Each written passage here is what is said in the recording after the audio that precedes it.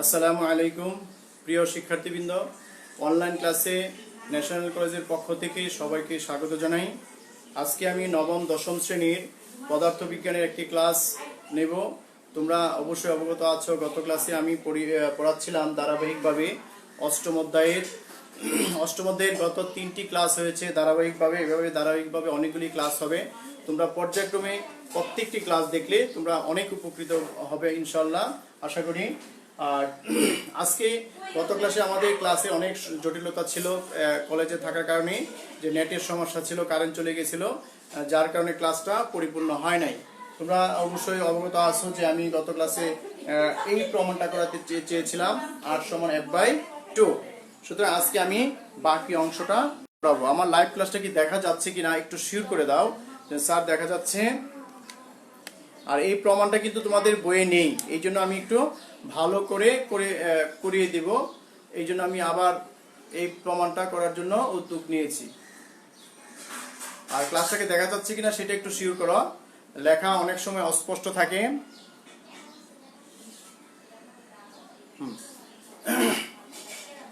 এখন মনে আছে তো কোনটার কি নাম? mn কি দর্পণ? অবতল দর্পণ। আমি পরিচয় দিব আর একটা একটা করে লিখে রাখবো। আগে লেখো xy, কি বলো xy কি? বিভেদ তল। এটা পরে লিখি, আগে m1 লিখি। mn একটি অবতল দর্পণ। mn একটি অবতল দর্পণ। c কি বলো? বক্রতার কেন্দ্র। বক্রতার কেন্দ্র। p মেরু। কি? f ফোকাস বিন্দু। এই তথ্যগুলি তোমাদের জানতে হবে কিন্তু, যে xy কি না, xy হলো বিভেদ তল। xy বিভেদ তল। আজকে একটা স্টুডেন্টে বললাম যে দর্পণের সম্পূর্ণ পড়া শেষ, বললাম বিভেদ তলটা কি, সে দেখাইতে পারে নাই, খুব আফসোস। গোলা যায়, কি লিখছো? গোলা গোলা গোলা দেখা যায়। ওয়ালাইকুম সালাম জেরিন। মাঝে মাঝে এরকম হয় নেটের সমস্যার কারণে, গোলা গোলা দেখা যায়, আবার ক্লিয়ার হয়ে যায়। এখানে লিখছি কি mn একটি অবতল দর্পণ, c বক্রতার কেন্দ্র, p মেরু, f ফোকাস বিন্দু, xy বিভেদ তল। ক্লিয়ার? এই তথ্যগুলো আগে দিলাম। দেওয়ার পরে এখন কি বলবো? আমাদের প্রমাণ করতে হবে কিন্তু r=f/t। fটা কি? সুতরাং বক্রতার ব্যাসার্ধ, বক্রতার ব্যাসার্ধ কি? এটাকে r দ্বারা প্রকাশ করা হয়, সেটা কি?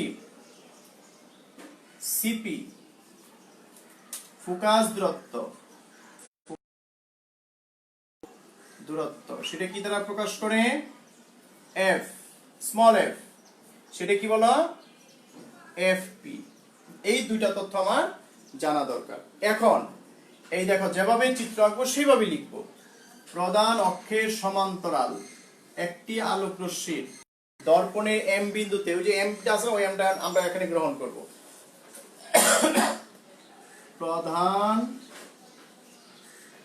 অক্ষের সাথে সাথে লেখো, আমি মুছে আবার লিখতে হবে। প্রধান অক্ষের সমান্তরাল রশ্মি m বিন্দুতে আপাতিত হয়ে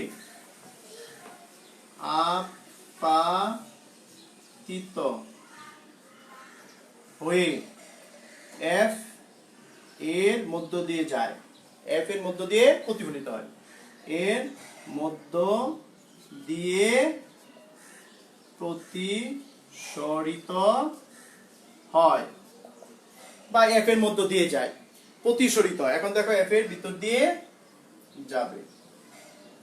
এই হলো আপাতিত রশ্মি, প্রতিফলিত রশ্মি। ক্লিয়ার? তারপর আমরা m, c যোগ করি। এই যোগ করলাম, এই অঙ্কনটা সম্পূর্ণ হলো। এম সি যোগ করি, তাহলে এম সি হলো অবিলম্ব, তাহলে এম সি হলো অভিলম্ব। ক্লিয়ার? আমি একদম স্পষ্ট করে লিখে দিয়েছি, আমার মনে হয় না কারোর সমস্যা হবে এই কথাগুলির ভিতরে। কথা দেখে বই পাওয়ার কিছু নেই, বুঝতে হবে কি লিখেছি। এম এন হচ্ছে একটা অবতল দর্পণ, সি বক্রতলের কেন্দ্র, পি মেরু, এফ ফোকাস বিন্দু, এক্স ওয়াই বিভেদ তল। সুতরাং বক্রতার ব্যাসার্ধ সিপি, ফোকাস দূরত্ব এফপি। ক্লিয়ার? প্রধান অক্ষ কোনটা? X Y. এর সমান্তরাল নাম দেওয়ার কোনো প্রয়োজন নেই, দিলে দিতে পারো, এটা দিয়েই দিলাম এ। ঠিক আছে? প্রধান অক্ষের সমান্তরাল রশ্মি, সমান্তরাল রশ্মি নাম লিখে দাও এম। এম বিন্দুতে আপাতিত হয়, অথবা সমান্তরাল রশ্মি এম বিন্দুতে আপাতিত হয়, এফ এর মধ্য দিয়ে প্রতিসৃত হয় বা প্রতিসরিত হয় বা নির্গত হয়, যেটাই লেখো। তারপর সিএম যোগ করি, তাহলে সিএমটা হচ্ছে অবিলম্ব। অবিলম্ব যদি পেয়ে যায় তবে আমরা বলতে পারি এই দুইটা কোণ কি? সমান, তাই না? প্রতিসরণের সংজ্ঞা অনুযায়ী আমি উপরের অংশটা মুছে দিলাম।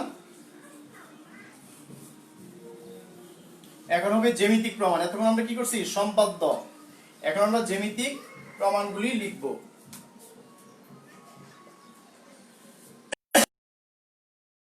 প্রতিসরণের সূত্র অনুযায়ী, প্রতিফলনের সূত্র অনুযায়ী, প্রতিফলনের সূত্রানুযায়ী কি লেখা যায় বলো? এ এম সি সমান সি এম এফ, এই দুইটা কোণ সমান। এরপরে দেখো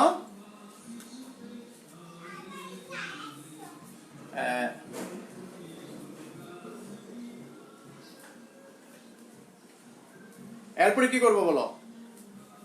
আমাদের এই যে এই কোণটা সমান, একবার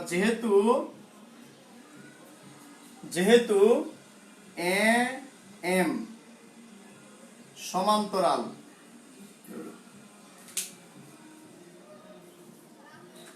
যেহেতু এ এম সমান্তরাল কি? সিপি, এ এম সমান্তরাল সিপি। এখন বলো এই দুইটা কোণ কি একান্ত কোণ সমান হবে না? সুতরাং এ এম সি সমান কি লেখা যায় বলো? এই কোণ কি? M C P. সুতরাং এখন দেখো এই দুইটা যদি সমান হয়ে যায়, এই বাম পক্ষ সমান লেখা যায় না? এটা কি সমান হয়ে যায়? সি এম এফ সমান M C, M C P যে কথা, M A M C F একই কথা, এম সি পি যে কথা, এম সি এফ একই কথা। দেখো কোন ত্রিভুজে আসছে। সুতরাং এই ত্রিভুজের কি কি সমান বলো?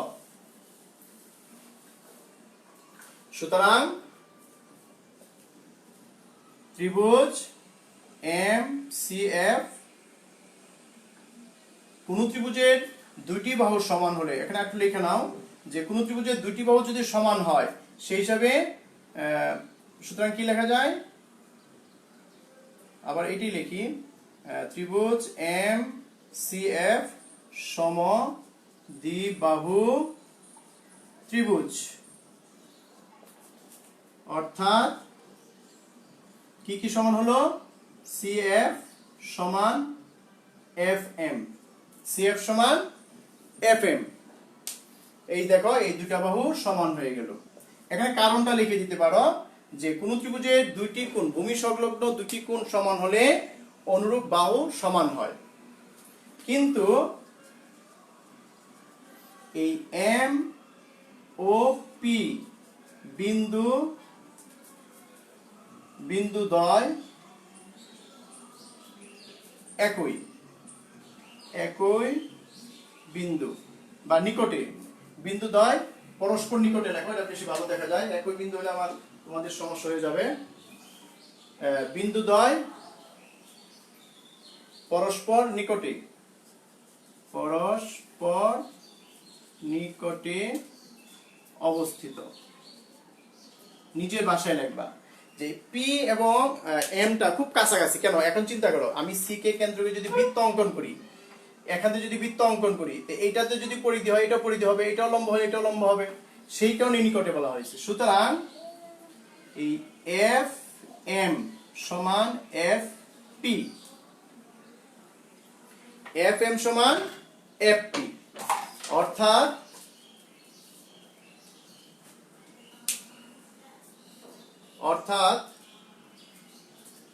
লেখা কি দেখা যাচ্ছে তো?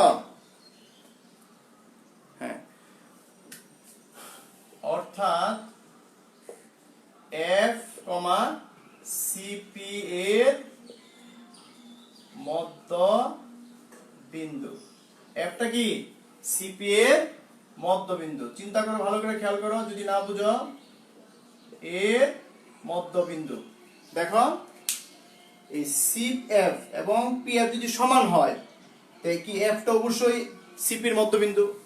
সেই জন্য আমরা লিখতে পারি, সুতরাং এফ পি সমান হাফ সিপি, বা এফ পির মান কি ধরছিলাম মনে আছে? এফ ফোকাস দূরত্ব হাফ, এটা মানে কি বক্রতার ব্যাসার্ধ আর। সুতরাং এফ সমান কি, সরি এটা হবে আর, ভুল লিখছি না, এফ সমান আর বাই টু। বুঝছো? এটা প্রশ্নে ভুল ছিল একটু। কি হলো? এটা হলো কি এফ সমান আর বাই টু, তার মানে কি ফোকাস দূরত্ব বক্রতার ব্যাসার্ধের অর্ধেক। আশা করি সবাই বুঝতে পেরেছ। আমি আবার প্রথম থেকে একটু বলি, মনোযোগ দিয়ে শোনো, তে বুঝতে পারবা। প্রথমে বলবো এম এন, খাতার সাথে মিলিয়ে নাও, আমরা এটা অংশটা মুছে দিয়েছি। এম এন হচ্ছে একটি অবতল দর্পণ, পি হচ্ছে মেরু, সি হচ্ছে বক্রতার ব্যাসার্ধ, এফ হচ্ছে ফোকাস বিন্দু, এক্স ওয়াই কি একটা বিভেদ তল। তারপর সুতরাং সিপি প্রধান ফোকাস সরি বক্রতার ব্যাসার্ধ সিপি সমান আর, অথবা বক্রতার ব্যাসার্ধ আর সমান সিপি। তারপর ফোকাস দূরত্ব এফ পি সমান হচ্ছে এফ। ক্লিয়ার? তারপর লেখো, প্রধান অক্ষের সমান্তরাল একটি আলোকরশ্মি এ এম দর্পণের এম বিন্দুতে আপতিত হয়। তখন কিন্তু এম কথাটা লিখি নাই। তারপর আপতিত হয়ে কি এফ বিন্দু দিয়ে প্রতিসরিত হয় বা নির্গত হয় বা যায়, যেটাই লেখো। তারপর কি লিখছি বলো? তারপর প্রতিফলনের সূত্র অনুসারে তারপর লিখছি কি এম সি যোগ করি। তারপর এম সি হচ্ছে অঙ্কিত অবিলম্ব। প্রতিসরণের সূত্র অনুযায়ী এই দুইটা কোণ কি সমান। পরে বলেছি এম সমান, দেখো লেখা আছে এম সমান সিপি। সুতরাং এই দুইটা কোণ সমান, একান্তর কোণ। এখানে একান্তর কথাটা লিখে দিতে পারো, একান্তর কোণ। ঠিক আছে? এখন দেখো, এই দুটো যদি সমান হয়ে যায়, আমি ডান পক্ষ সমান ডান পক্ষ লিখে দিয়েছি। এখানে শুধু পি না লিখে এফ লিখছি। কেন? এম সি পি যে কথা, এম সি এফ ই লেখা এক কথা, যাতে আমরা এম সি এফ একটা সমদ্বিবাহু ত্রিভুজ বলতে পারি। কেন? কোন ত্রিভুজের দুইটি কোণ সমান হলে তারা সমদ্বিবাহু ত্রিভুজ হয়, সেই জন্য সি এফ সমান এফ এম। এখানে বলছি এম বিন্দু আর পি বিন্দুর অত্যন্ত নিকটে, পরস্পর নিকটে অবস্থান করে, যার কারণে সি এফ সমান সি এফ এম সমান এফ পি লেখা যায়, তাই না? সেই কারণে আমরা এই যে এফ এম সমান এফ পি লেখা যায়। সেই কারণে আমরা বলতে পারি এফটা হচ্ছে সিপি এর মধ্যবিন্দু। তে এফ পি সমান হাফ সিপি। এফ পির মান কত? এফ, আর সিপির মান কত? আর। এফ সমান আর বাই টু। এই প্রমাণটা তোমাদের বইয়ে কিন্তু নেই, আমি আজকে সুন্দর করে লিখে দিলাম। কারো সমস্যা থাকলে একটু বলতে পারো। আচ্ছা, একজন লেখছো কি,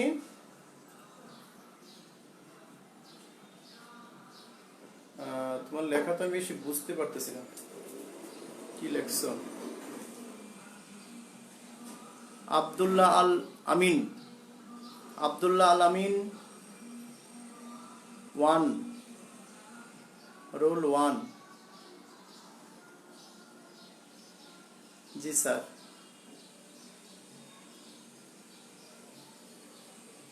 রিপ্লাই টু জেরিন আক্তার, মানে বুঝতেছি না।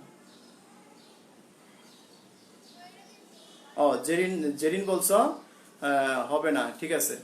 হ্যাঁ, এটা আমার শেষের প্রমাণে কিন্তু ধরা পড়ছে, যে আমি প্রথমে ভুল লিখছিলাম। হবে f সমান r/2। গুড। হ্যাঁ হ্যাঁ, ঠিক আছে। আমরা প্রমাণে বুঝতে পারছি যে এটা প্রথমে খেয়াল করি নাই। ঠিক আছে, সবাই আশা করি বুঝতে পেরেছ। এখন আমরা নতুন টপিকসে চলে যাই।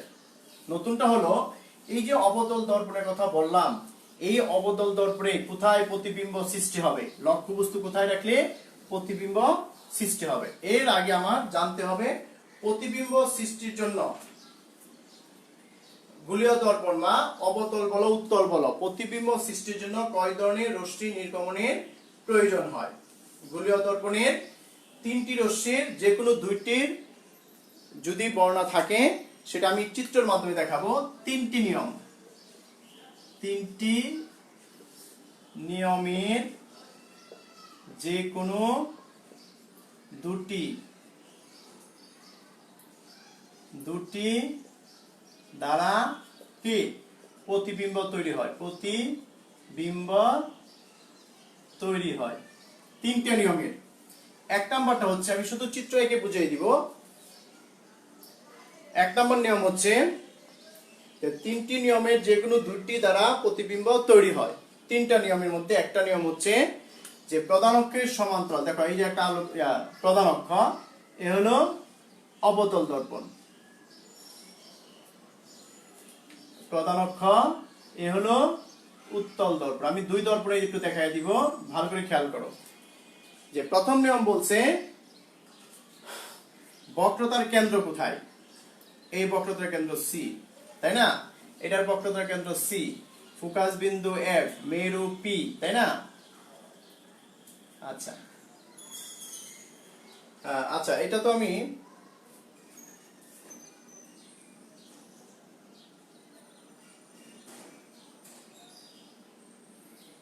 এখন দেখো, কোন বস্তু থেকে আলোক রশ্মি দর্পণের বক্রতার বরাবর যদি আপতিত হয়, বক্রতা বরাবর ফিরে আসে।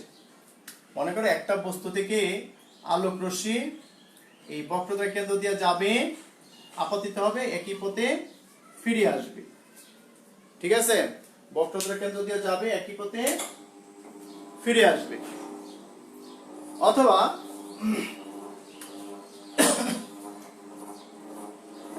এই যে এইভাবে হবে, মনে করো এই একটা বিন্দু, এ থেকে এভাবে গেল,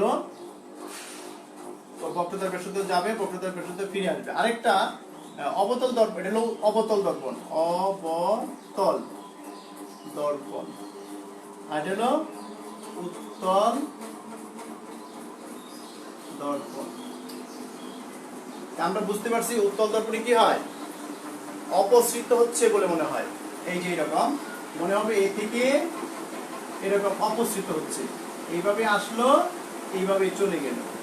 ঠিক আছে, এটাই বলা হয়েছে যে গোলীয় দর্পণ, বক্রতার ব্যাসার্ধ বরাবর আপতিত রশ্মি প্রতিফলনের পর পুনরায় একই পথে ফিরে যায়। ভালো করে খেয়াল করো, গোলীয় দর্পণ দুইটা, একটা উত্তল একটা অবতল। গোলীয় দর্পণের ক্ষেত্রে আলোক রশ্মি আপতিত রশ্মি বক্রতার কেন্দ্র দিয়ে গেলে যদি যায়, আপতিত হয়, তবে বক্রতার কেন্দ্র দিয়ে ফিরে আসে। আর এটা অপসৃত হচ্ছে বলে মনে হয়, কারণ অবতল উত্তল দর্পণে কি হবে, অপসৃত হবে। আর অবতল দর্পণে কি একই রেখা বরাবর ফিরে আসবে, একই রেখা বরাবর কি বক্রতার কেন্দ্র দিয়ে গেছে, বক্রতার কেন্দ্র ফিরে আসবে। আচ্ছা, এরপরে আসো দুই নম্বর নিয়ম। এক নম্বর নিয়ম তো বুঝতে পারছো, দুই নম্বর নিয়ম যদি এখানে চিত্র আঁকি আমি, যে একটা চিত্র, একটা চিত্র, এলো অবতল দর্পণ, প্রথমটা অবতল দর্পণ, আর দ্বিতীয়টা কি উত্তল দর্পণ। উত্তল দর্পণে কিন্তু ভিতরে প্রলেপ থাকে, এগুলি উল্টা পাল্টা হলেই সমস্যা। বাইরে প্রলেপ লাগানো হচ্ছে অবতল, তাই না? এ হলো সি, এ হলো ফোকাস, এ হলো সি, এ হলো ফোকাস, তাই না? আচ্ছা, দ্বিতীয় কথা হচ্ছে যে অবতল দর্পণে প্রধান অক্ষের সমান্তরালে যদি আপতিত হয়, দেখো প্রধান অক্ষের সমান্তরালে আপতিত রশ্মি ফোকাসের ভিতর দিয়ে প্রতিফলিত হবে। প্রধান অক্ষের সমান্তরালে আপতিত রশ্মি ফোকাসের মধ্য দিয়ে প্রতিফলিত হবে। ঠিক আছে। আর অবতল উত্তল দর্পণের ক্ষেত্রে কি হবে, যে প্রধান অক্ষের সমান্তরালে আসবে, এই যে প্রধান অক্ষের সমান্তরালে মনে করো আমি নাম দেই না, বুঝছো, এ এম এন একটা M N Darpan, A M হলো আপতিত রশ্মি, এইটাও যদি আমি এ এম বলি তখন কি হবে, এই আপাতিত রশ্মি হলো, তারপর কি হবে বলো, ফোকাসের মধ্য দিয়ে ফোকাস থেকে প্রতিষ্ঠিত হচ্ছে বলে মনে হবে, তাই না, এই যে ফোকাস থেকে প্রতিষ্ঠিত হচ্ছে বলে মনে হবে, এইরকম। বুঝা গেছে? দুইটা কাজ করলাম, একটা হচ্ছে আলো কেন্দ্র দিয়ে যাবে, আলো কেন্দ্র দিয়ে ফিরে আসবে, অথবা আলো কেন্দ্র থেকে প্রতিষ্ঠিত হচ্ছে বলে মনে হবে। আর 2 নম্বর রুলস হলো প্রধান অক্ষের সমান্তরালে আপাতিত হবে, ফোকাসের মধ্য দিয়ে প্রতিষ্ঠিত হবে। এই কথাটা কিন্তু ভুল যেন না হয়। অবতল দর্পণের ক্ষেত্রে প্রধান অক্ষের সমান্তরালে আপাতিত হবে এবং ফোকাসের ভিতর দিয়ে প্রতিফলিত হবে। আর উত্তল দর্পণের ক্ষেত্রে প্রধান অক্ষের সমান্তরালে আপাতিত হবে আর ফোকাসের থেকে যেন অপসৃত হচ্ছে বলে মনে হবে। এ হলো 2 নম্বর রুলস। 3 নম্বরটা যদি আমি আলোচনা করি, এটা মুছে দিলাম 1 নম্বরটা। তোমরা অবশ্যই চিত্র এঁকে তারপর বুঝতে হবে। এটা হলো অবতল, এটা হচ্ছে উত্তল। আবার 3 নম্বর রুলস হলো, বাংলা কথা কিন্তু আমি মুখে বলে দিচ্ছি, যে অবতল দর্পণ উত্তল দর্পণ, না, এ হলো অবতল দর্পণ, কোথায়, বাইরে প্রলেপ লাগানো, আর এটা হলো সি, এটা হলো ফোকাস বিন্দু, আগের মতনই। এটা হচ্ছে মেরু, প্রত্যেকটা মেরু কিন্তু দেই নাই, দেওয়ার প্রয়োজন নেই আমার। আচ্ছা, এটাও একই রকম, এটা কোথায়, ভিতরে প্রলেপ থাকবে, ভিতরে প্রলেপ দিলাম, এম এন একটা, এম এন হচ্ছে একটা দর্পণ, এম এন একটা হচ্ছে উত্তল দর্পণ। এটা হলো অবতল, আর এটা হলো উত্তল।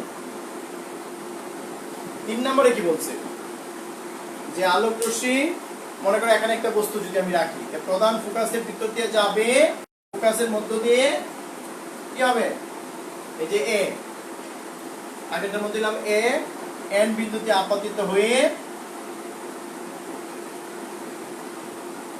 কোথায় দিয়ে আপনার প্রতিষ্ঠিত হয়, এটা মনে করো বি দিলাম, এটা বি দিই, হ্যাঁ, সব বি দিয়ে দিলাম, এটা এ, তাই না। আচ্ছা, যে প্রধান ফোকাসের ভিতর দিয়ে আপতিত আলোক রশ্মি প্রতিষ্ঠিত হবে কিভাবে, প্রধান অক্ষের সমান্তরাল, প্রধান অক্ষের সমান্তরালে প্রতিষ্ঠিত হবে এন বি এ, ক্লিয়ার।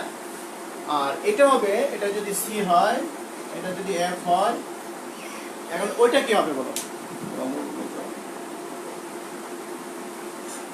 যে ফোকাস থেকে অপসৃত হচ্ছে বলে মনে হবে। এই যে এরকম দেখো,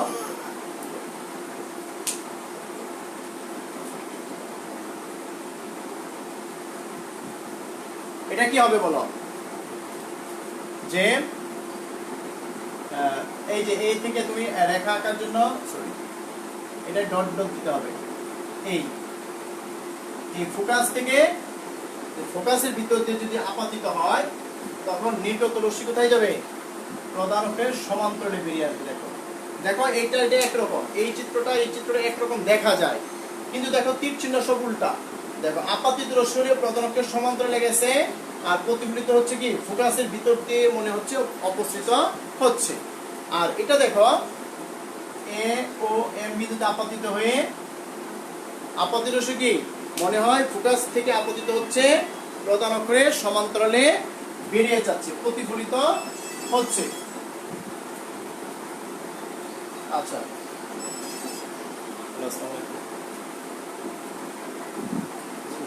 আমি ক্লাসে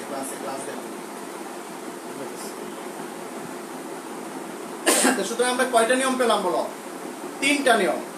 এখানে 2টা নিয়ম তো ক্লিয়ার, এই 2টা নিয়মে যদি কারো জানা থাকে সেটা বলো, কারণ এই 3টা নিয়ম যে কেউ জানবে সেই পারবে, আর যদি কেউ না জানে সে কিন্তু পারবে না। আমার অনেক স্টুডেন্ট এসে চলে গেছে, মনে হয় সবার কি সমস্যা হয়েছে জানি না, মাত্র একজন আছে। সম্পূর্ণ ক্লাস দেখতে তোমাদের কি সমস্যা হয়, হ্যাঁ, আসো সবাই চলে যাও, 2 দিন পরে ক্লাস, পরীক্ষা।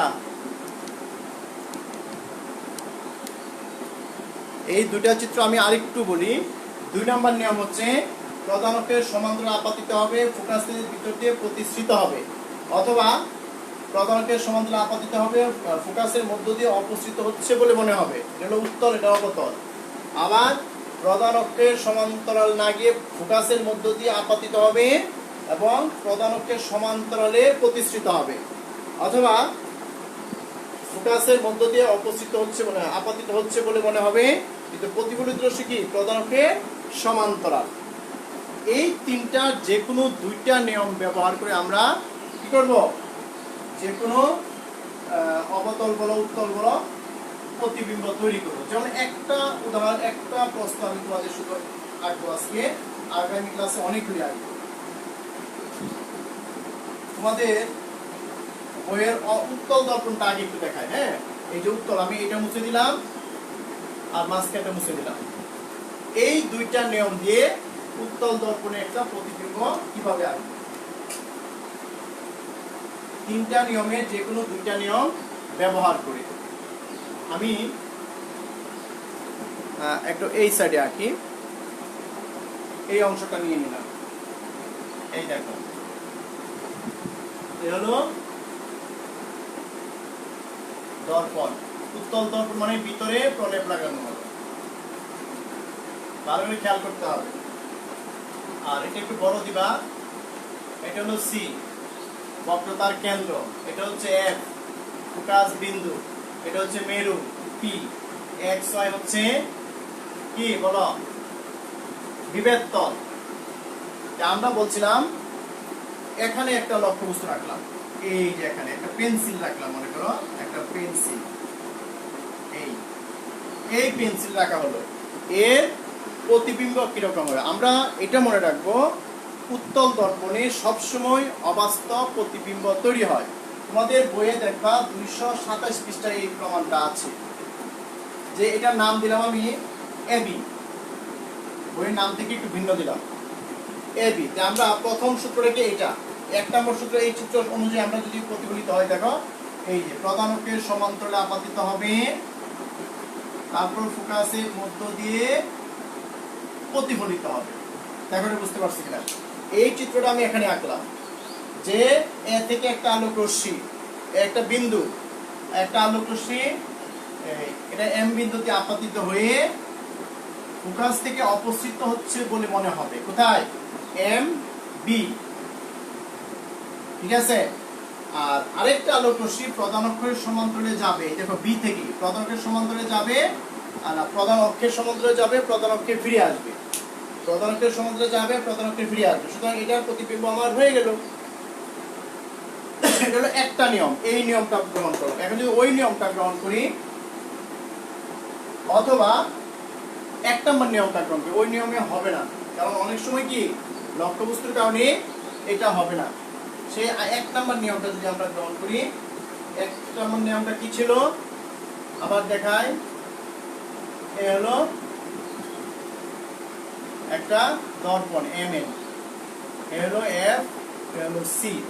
প্রথম নিয়মটা কি বলছিলাম, এই প্রধান অক্ষ থেকে মনে হয় প্রতিসৃত হচ্ছে, তাই না? এরকম ছিল না? এদিকে আপাতিত হচ্ছে, এদিকে প্রতিফলিত হচ্ছে। তার মানে এখান থেকে এই যে রশ্মিটা দেখো, এ থেকে একটা আলোক রশ্মি, তুমি আগে স্কেল দিয়ে ভালো করে স্কেল ধরবা, এই সি বিন্দুটা আর এই শীর্ষবিন্দুটা আগে তুমি স্কেল ধরে চিত্রটা আগে কমপ্লিট করতে হবে, নাহলে কিন্তু সমস্যায় পড়বা। এই যে এ থেকে ধরে স্কেল ধরে এই যে সোজা পথে এইখানে চলে গেলাম, এইখানে আবার দাবায় দিতে হবে একবার স্পষ্ট করে। মনে হচ্ছে কি সি থেকে আলোক রশ্মি আপাতিত হয়ে সি পথে, সি এ পথে প্রতিফলিত হচ্ছে। আবার বলি, এ সি পথে আপাতিত রশ্মি মনে হয় এ সি পথে আবার প্রতিফলিত হচ্ছে। এই প্রতিফলিত রশ্মিদ্বয় কোন প্রতিফলিত? এ থেকে শীর্ষবিন্দু থেকে। একটা হচ্ছে প্রধান অক্ষের সমান্তরালে গেছে, ফোকাসের ভিতর দিয়ে বেরিয়ে আসছে। আরেকটা হচ্ছে সি থেকে আপাতিত হচ্ছে, সি থেকে প্রতিফলিত হচ্ছে মনে হয়, তাই না? উহা পরস্পর এখানে দেখো মিলিত হয়েছে। কোথায়? এই আই বিন্দুতে। এই আই থেকে প্রধান অক্ষের লম্ব আঁকলাম। এই পেন্সিলটা দেখো ছোট হয়ে গেছে এখন। পেন্সিলটা কি ছোট হয়ে গেছে। আই বি, আই কি দিব আইএস দিলাম। এই আইএস হচ্ছে কি নির্ণয় প্রতিবিম্ব। এই কথাটা যদি লিখতে হয় তখন এই আমি যে মুখে বললাম সেভাবে লিখতে হবে যে প্রধান অক্ষের সমান্তরালে একটা আপাতত আলোকরশ্মি একটি বিন্দুতে আপাতিত হয়ে একটি পথে ফিরে গেল। এ থেকে একটি আপাতিত রশ্মি প্রধান অক্ষের সমান্তরালে, এই নিয়মে প্রধান অক্ষের সমান্তরালে গিয়ে ফোকাস থেকে প্রতিষ্ঠিত হচ্ছে বলে মনে হবে। কোথায়? এম বি পথে প্রতিষ্ঠিত হয়, এবার লিখবা। তারপর আর আলো এটা কি গোলীয় কেন্দ্র বা বক্রতার কেন্দ্র থেকে এ থেকে একটা আলোকরশ্মি বক্রতার কেন্দ্র থেকে অপসৃত হচ্ছে, বক্রতার কেন্দ্র থেকে আপাতিত হচ্ছে, একই পথে ফিরে আসলো। এই প্রতিফলিত রশ্মিদ্বয় পরস্পর আই বিন্দুতে মিলিত হয়। সুতরাং এ বিন্দুর বাস্তব অবাস্তব প্রতিবিম্ব হচ্ছে আই। অবাস্তব কেন? আমরা কি দর্পণের ভিতরে কোনো মানুষ বা চিত্র দিয়া থাকতে পারে? দর্পণের ভিতরে কোনো প্রতিবিম্ব হলেই অবাস্তব হবে। দর্পণে যদি একই পাশে হতো তখনই বাস্তব প্রতিবিম্ব হবে, যেহেতু এটা ভিতরে, এই জন্য অবাস্তব। তার মানে আমরা যে আয়নার ভিতরে ছবি দেখি, যে আয়নার ড্রেসিং টেবিল বলি আমরা, ওইটা কিন্তু অবাস্তব প্রতিবিম্ব দেখি, যা আমরা আগের ক্লাসে বলা হয়েছে। সেটাই হচ্ছে আই। এ বিন্দুর প্রতিবিম্ব হচ্ছে আই। আই থেকে প্রধান অক্ষের উপর লম্ব আই এস আঁকি, তাহলে এ ওয়াই হলো এ ওয়াই এর অবাস্তব প্রতিবিম্ব কত বলো? আইএস। এরপর এখানে আরেকটু মূলের প্রকৃতি যদি বলো, কি বলবা? মূলের প্রকৃতি যদি বলা হয় অবাস্তব সুজা, অবস্থান দর্পণের ভিতরে, আকৃতি কি হবে? খর্বিত। তুমি ওইটা যদি লিখতে চাও আমি একটু লিখে দিই, কারণ শেষে তোমাদের এই পয়েন্টটা লিখতে হবে প্রত্যেকটা চিত্রে। আর এটা কিসের? তল দর্পণ, ঠিক আছে? প্রকৃতি